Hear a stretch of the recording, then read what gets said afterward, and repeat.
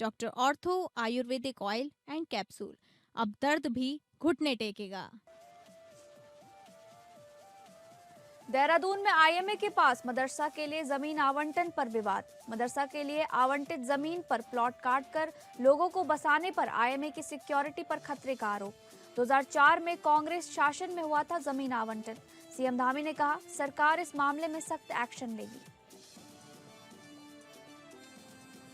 2027 कुंभ मेले की तैयारी तेज। धामी की अध्यक्षता में कुंभ को लेकर हुई हाई लेवल मीटिंग। मुख्यमंत्री ने अधिकारियों को दिए निर्देश। कुंभ से पहले सभी विभाग अपने अपने काम को वक्त पर पूरा करें। 31 अक्टूबर की डेडलाइन की गई तय। कैबिनेट मंत्री गणेश जोशी ने 2 बार के विधायक रहे पूर्व विधायक मालचंद को बनाया अपना प्रतिनिधि। भाजपा विधायक दुर्गेश्वर लाल का अपनी ही पार्टी के मंत्री पर निशाना। कहा कैबिनेट मंत्री गणेश जोशी ने पूर्व विधायक को बनाया चपरासी।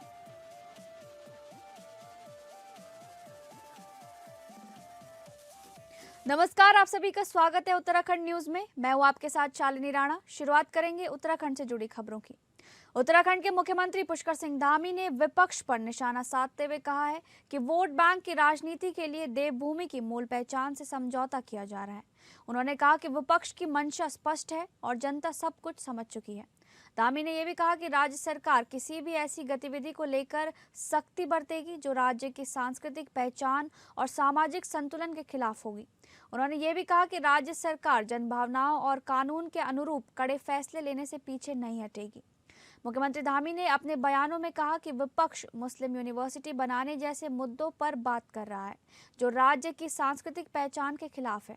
उन्होंने ये भी कहा कि राज्य सरकार ने भूमि जिहाद, लव जिहाद और थूक जिहाद के खिलाफ सख्त कदम उठाए हैं और आगे भी ऐसे कदम उठाए जाएंगे। धामी ने कहा कि राज्य सरकार उत्तराखंड की मूल पहचान को संरक्षित करने के लिए प्रतिबद्ध है। जिस प्रकार से मामला सामने आया है ये बिल्कुल स्पष्ट हो गया है। ये मुस्लिम यूनिवर्सिटी बनाने की जो बात करते थे उस समय, अगर सरकार में आते तो ये उस प्रकार से उस दिशा में आगे बढ़ते। ये जनता के सामने स्पष्ट हो गया, इसलिए इसमें हम लोग कड़ाई से काम करेंगे। उत्तराखंड में कांग्रेस की नारायण दत्त तिवारी सरकार के समय मदरसे के नाम पर ली गई जमीन को आम लोगों को बेचे जाने का मामला सामने आया है, जिसके बाद राज्य सरकार ने इस पूरे प्रकरण को गंभीरता से लिया है। मुख्यमंत्री पुष्कर सिंह धामी ने इस पूरे प्रकरण पर सख्त रुख अपनाते हुए कहा कि प्रारंभिक जानकारी के अनुसार शिक्षा ट्रस्ट के नाम पर जमीन ली गई थी, लेकिन अब उसी जमीन का उपयोग नियमों के विपरीत किया जा रहा है। उन्होंने स्पष्ट कहा कि ये मामला नियम कानून और सरकारी व्यवस्था के खिलाफ प्रतीत होता है, इसलिए इसकी जांच के आदेश दे दिए गए हैं। उन्होंने कहा कि राज्य सरकार की नीति बिल्कुल स्पष्ट है कि जो भी व्यक्ति या संस्था कानून का उल्लंघन करेगी उसके खिलाफ सख्त कार्रवाई की जाएगी। इस जमीन से जुड़े पूरे मामले में भी नियमानुसार कार्रवाई की जाएगी और सरकार किसी भी तरह की अनियमितता या भ्रष्टाचार को बर्दाश्त नहीं करेगी। सूत्रों की माने तो शिक्षण संस्थान के नाम पर ली गई भूमि पर प्लॉटिंग कर समुदाय विशेष के लोगों को ये जमीन तेजी से बेची जा रही है, जिसका खुलासा होने के बाद सरकार ने कड़ी कार्रवाई करने की घोषणा की है।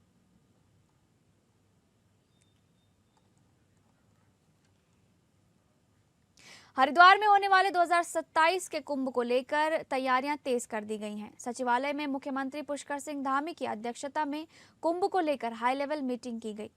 इसमें सभी विभाग के अधिकारी मौजूद रहे। बैठक के दौरान मुख्यमंत्री ने अधिकारियों को निर्देश दिए कि कुंभ से पहले सभी विभाग अपने अपने काम को वक्त पर पूरा कर ले। इसके लिए 31 अक्टूबर की डेडलाइन तय की गई है। मुख्यमंत्री के सचिव विनय शंकर पांडे ने अधिक जानकारी देते हुए बताया कि सचिवालय में हुई कुंभ की बैठक में कई महत्वपूर्ण विषयों पर चर्चा हुई। मुख्यमंत्री ने सभी विभागों को अधिकारियों को कुंभ के दौरान कोऑर्डिनेशन से काम करने के निर्देश दिए हैं। इसके साथ ही कुंभ के सभी कामों को 31 अक्टूबर तक पूरा करने के निर्देश दिए गए हैं। उन्होंने कहा कि कुंभ हमारी आस्था का केंद्र है, इसलिए वहां हर श्रद्धालु की सुरक्षा की जिम्मेदारी है। इन्हीं बातों को ध्यान में रखते हुए हर व्यवस्था को चाक चौबंद करने के निर्देश दिए गए हैं।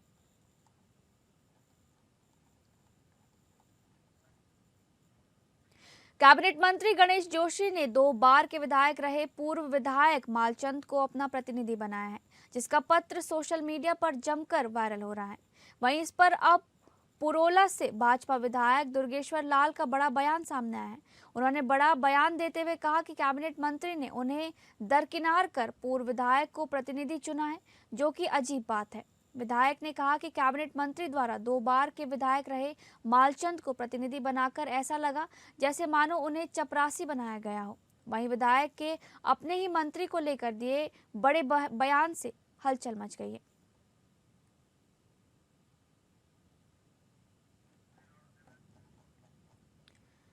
आपको बता दें, कैबिनेट मंत्री गणेश जोशी ने 2 बार के विधायक रहे पूर्व विधायक मालचंद को अपना प्रतिनिधि बनाया है, जिसका पत्र सोशल मीडिया पर जमकर वायरल हो रहा है।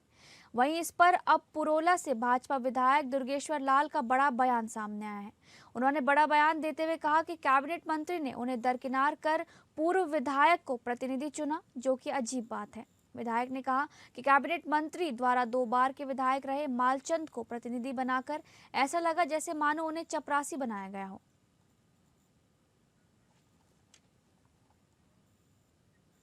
नई संगठनात्मक रचना के बाद भाजपा प्रदेश कोर कमेटी की पहली बैठक 14 फरवरी को पूर्व राष्ट्रीय अध्यक्ष जेपी नड्डा के नेतृत्व में होने जा रही है, जिसमें पार्टी गतिविधियों के साथ आगामी विधानसभा चुनाव की रणनीति और सरकारी उपलब्धियों को जनता तक पहुंचाने की कार्ययोजना पर विमर्श किया जाएगा।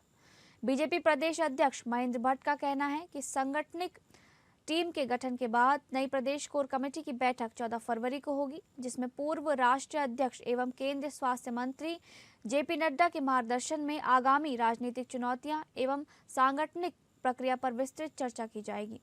उन्होंने स्पष्ट कहा कि बैठक में पार्टी के वर्तमान और भविष्य में शुरू होने वाले कार्यक्रमों की कार्ययोजना तैयार की जाएगी, जिसमें संगठन की गतिविधियों के साथ किस तरह केंद्र और राज्य सरकार की उपलब्धियों को भी समाहित किया जाए, इस पर चर्चा होगी। साथ ही चुनावी वर्ष को देखते हुए जनता के मध्य डबल इंजन सरकार के कार्यों को पहुंचाने हेतु विधानसभा स्तर पर विकास रथ चलाए जाने का भी प्रस्ताव है। उनके संदर्भ में रूपरेखा तैयार करने और जिम्मेदारियां निश्चित करने पर भी अंतिम विमर्श किया जाएगा। देखिए, हमारे पूर्व राष्ट्रीय अध्यक्ष जेपी नड्डा जी का उत्तराखंड दौरा है और हमने तय किया उस दिन अपनी कोर टोली के साथ उनको एक बार हम बिठाएंगे। उनके अनेकों सुझाव हैं जो चुनाव की दिशा में बहुत लाभकारी होंगे। हम उस बैठक में जहां संगठन स्वरूप को नीचे तक ले जाने की और रचना को बल देंगे, वही हमने तय किया है कि आगामी दिनों के जो हमारे कार्यक्रम होंगे, खास तौर पर चुनाव की दिशा के जो कार्यक्रम होंगे, उन कार्यक्रम स्वरूप की रचना भी उसमें हम डिस्कस करेंगे, उस कार्यक्रम को तय करेंगे। मौजूदा विधायक के बनने शुरू हो गए। देखिए, पार्टी सर्वे कराती है, कोई पहली बार तो है नहीं, हर वर्ष कराती है। 2 सर्वे राज्य करते हैं, 2 सर्वे केंद्र करती है और सर्वे के आधार पर जो कमियां रहती है वो विधायकों को हम बताते भी हैं, उन कमियों का समाधान भी होता है। और भारतीय जनता पार्टी हर सर्वे के बाद, हर समस्या के समाधान के बाद तो विजय की ओर बढ़ती है और हैट्रिक में बनाने वाले उत्तराखंड के अंदर। अंकिता भंडारी को न्याय दिलाने की मांग के साथ आयोजित महापंचायत को लेकर बीजेपी अध्यक्ष महेंद्र भट्ट ने जवाब दिया है।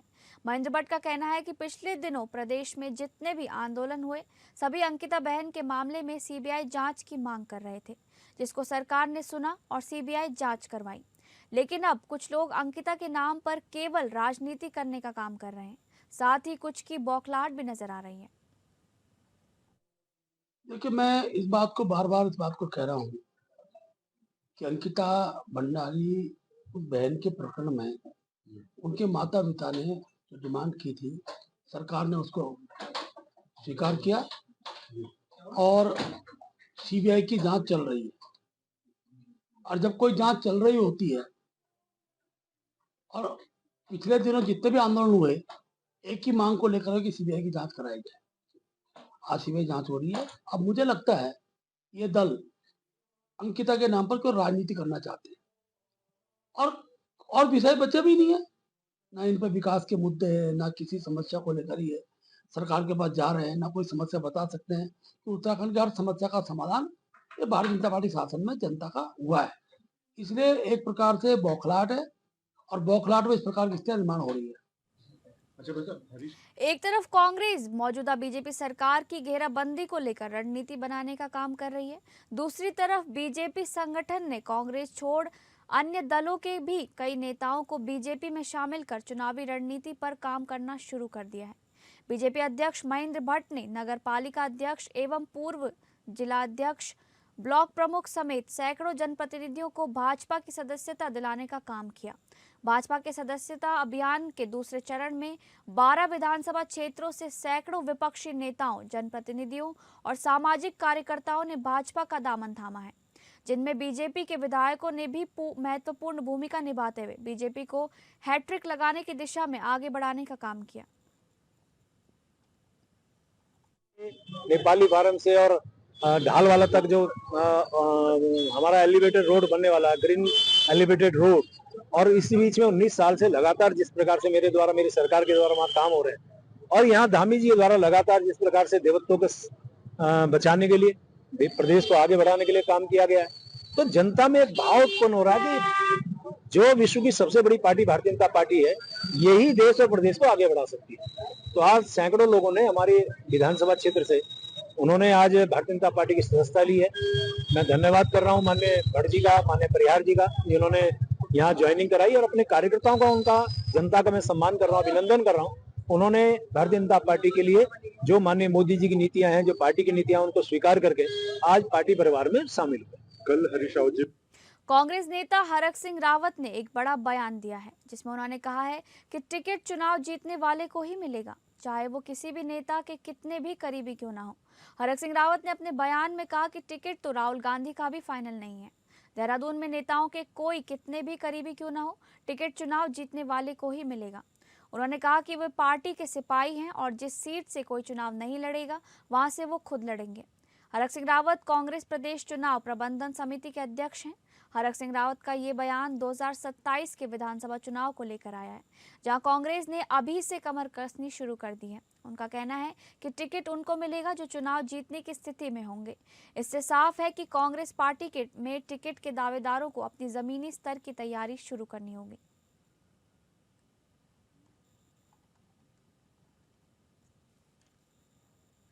हल्द्वानी में एसडीएम कोर्ट परिसर में लंबे समय से न्यायिक कार्य ठप रहने के विरोध में विधायक सुमित हृदयेश और पार्षद रवि जोशी ने धरना प्रदर्शन किया। दोनों जनप्रतिनिधि कोर्ट परिसर में जमीन पर बैठकर विरोध जताते नजर आए। बताया जा रहा है कि एसडीएम हल्द्वानी राहुल शाह के ट्रांसफर के बाद से कोर्ट का संचालन नियमित रूप से नहीं हो पा रहा है। इससे न सिर्फ वकीलों को बल्कि आम जनता को भी भारी परेशानियों का सामना करना पड़ रहा है। न्यायिक कार्य प्रभावित होने से कई मामलों की सुनवाई लंबित पड़ी है। धरने के दौरान विधायक सुमित हृदयेश ने कुमाऊं कमिश्नर और जिलाधिकारी से फोन पर बातचीत कर हालात से अवगत कराया और हल्द्वानी में शीघ्र नए एसडीएम की तैनाती की मांग की। इस पर जिलाधिकारी ने आश्वासन दिया कि जल्द ही हल्द्वानी में नए एसडीएम की नियुक्ति कर दी जाएगी ताकि कोर्ट का कार्य सुचारू रूप से संचालित हो सके।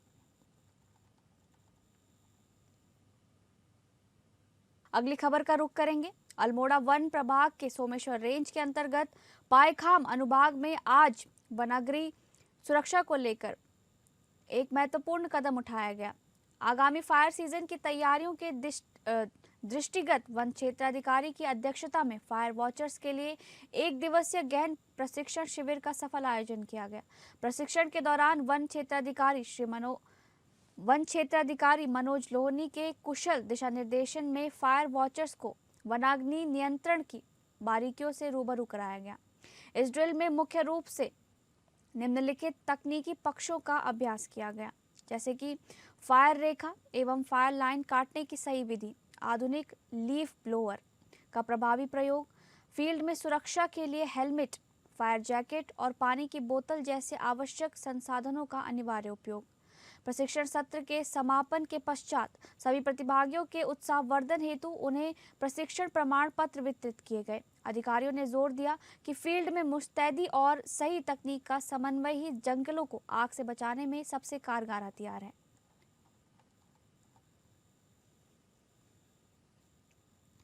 देहरादून में नदी नालों और सड़कों पर कूड़ा फेंकने वालों के खिलाफ नगर निगम देहरादून ने सख्त कार्रवाई शुरू कर दी है। स्वच्छता और पर्यावरण संरक्षण को लेकर नगर निगम की टीमें लगातार निगरानी कर रही हैं। निगम अधिकारियों के अनुसार जो लोग खुले में या नदी नालों में कूड़ा फेंकते पाए जा रहे हैं, उनके खिलाफ चालान की कार्रवाई की जा रही है। कई स्थानों पर लोगों को मौके पर ही चेतावनी भी दी जा रही है। नगर निगम का कहना है कि इस तरह की लापरवाही से न केवल शहर की सुंदरता खराब होती है, बल्कि जल स्रोत भी प्रदूषित होते हैं। निगम ने आम जनता से अपील की है कि कूड़ा केवल निर्धारित स्थानों पर ही डालें और स्वच्छ देहरादून बनाने में सहयोग करें। उपनगर आयुक्त तनवीर सिंह मरवा ने कहा, एंटी लेटरिंग एक्ट के अनुसार अधिकतम 5,000 रुपए की चालानी कार्रवाई की जाएगी।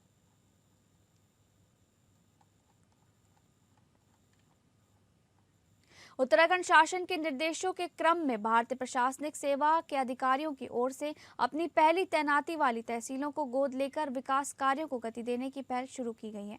इसी कड़ी में प्रमुख सचिव आर मीनाक्षी सुंदरम ने अपनी पहली तैनाती रही घनसाली तहसील में मूलभूत सुविधाओं को सुदृढ़ करने को लेकर एक महत्वपूर्ण बैठक की है। उन्होंने कहा कि गोद ली गई तहसीलों में पर्यटन, तीर्थाटन, कृषि और बागवानी को रोजगार व स्वरोजगार के प्रभावी साधन के रूप में विकसित किया जाएगा। इससे लोगों के लिए आजीविका के नए अवसर सृजित किए जा सकते हैं। बैठक में उपस्थित जनप्रतिनिधियों ने बताया कि घनसाली तहसील तीर्थाटन, पर्यटन, कृषि और बागवानी की दृष्टि से अत्यंत संभावनाशील क्षेत्र है। ग्रामीणों के सुझावों को प्रमुख सचिव ने गंभीरता से लेते हुए संबंधित विभागों को आवश्यक कार्रवाई के निर्देश दिए और आश्वासन दिया कि घनसाली के समग्र विकास के लिए शासन स्तर पर हर संभव प्रयास किए जाएंगे। कपकोट में आयोजित राष्ट्रीय पैराग्लाइडिंग प्रतियोगिता का आज रोमांचक और सफल समापन हो गया है। प्रतियोगिता के आखिरी दिन बागेश्वर की जिलाधिकारी आकांक्षा कोंडे ने स्वयं जालेक की पहाड़ियों से पैराग्लाइडिंग कर उड़ान भरी और सुरक्षित रूप से केदारेश्वर मैदान में लैंडिंग की। जिलाधिकारी के साहसिक कदम और आत्मविश्वास की हर तरफ सराहना की जा रही है। वहीं राष्ट्रीय पैराग्लाइडिंग प्रतियोगिता 2026 के विजेता घोषित किए गए उत्तराखंड के भीमताल निवासी पैराग्लाइडिंग पायलट मनीष उप्रेती को प्रथम स्थान के लिए 1 लाख रुपए की नकद पुरस्कार राशि प्रदान की गई। हालांकि कपकोट में आयोजित ये प्रतियोगिता कुछ समय के लिए विवाद और बहस के कारण भी सुर्खियों में रही। पैराग्लाइडिंग पायलटों के साथ हुए विवाद को लेकर मीडिया के सवालों पर पर्यटन अधिकारी बागेश्वर पीके गौतम ने स्पष्ट किया कि कुछ लोगों द्वारा प्रतियोगिता के आयोजन को बदनाम करने का प्रयास किया गया, लेकिन इसके बावजूद प्रतियोगिता पूरी तरह निर्विघ्न और सफल रूप से संपन्न हुई। आपको बता दें कि कपकोट में आयोजित इस राष्ट्रीय पैराग्लाइडिंग प्रतियोगिता का समापन समारोह का आयोजन पूर्व विधायक कपकोट बलवंत भौर्याल की अध्यक्षता में किया गया, जिसमें देश भर से आए पायलटों ने प्रतिभाग किया। कुल मिलाकर रोमांच, साहस और प्रतिस्पर्धा से भरी ये राष्ट्रीय पैराग्लाइडिंग प्रतियोगिता कपकोट के लिए एक बड़ी उपलब्धि साबित हुई है।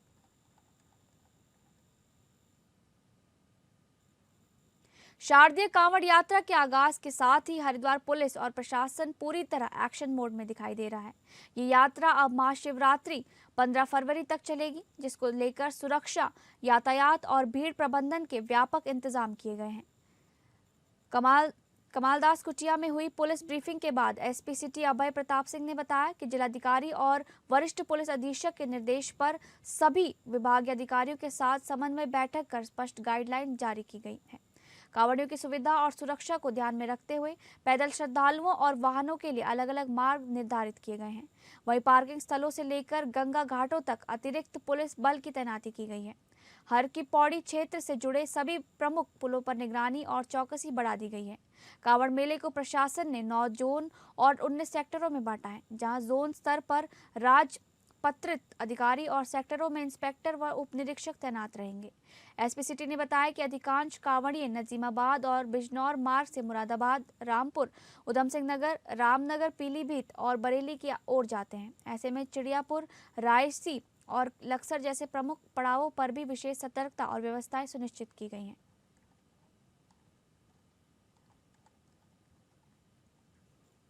शिवरात्रि के उपलक्ष्य में लगने वाले रामबाग मेले की तैयारियां जोरों शोरों से शुरू हो चुकी हैं। मेले के लिए मैदान में झूले और अन्य मनोरंजन के साधन लगाने का कार्य शुरू कर दिया गया है। इसके साथ ही मेले में लगने वाली दुकानों के स्थानों का भी कमेटी द्वारा आवंटन कर दिया गया है। आपको बता दें कि यहाँ स्थित करीब 300 वर्ष पुराना प्राचीन शिव मंदिर क्षेत्र की आस्था का प्रमुख केंद्र है। हर वर्ष शिवरात्रि के दिन लाखों की संख्या में शिव भक्त पहुंचकर यहाँ शिवलिंग पर जलाभिषेक करते हैं और पूजा अर्चना कर मनोकामनाएं मांगते हैं। प्रशासन और मेला समिति भी श्रद्धालुओं की सुविधा और सुरक्षा को लेकर तैयारियों में जुटा हुआ है।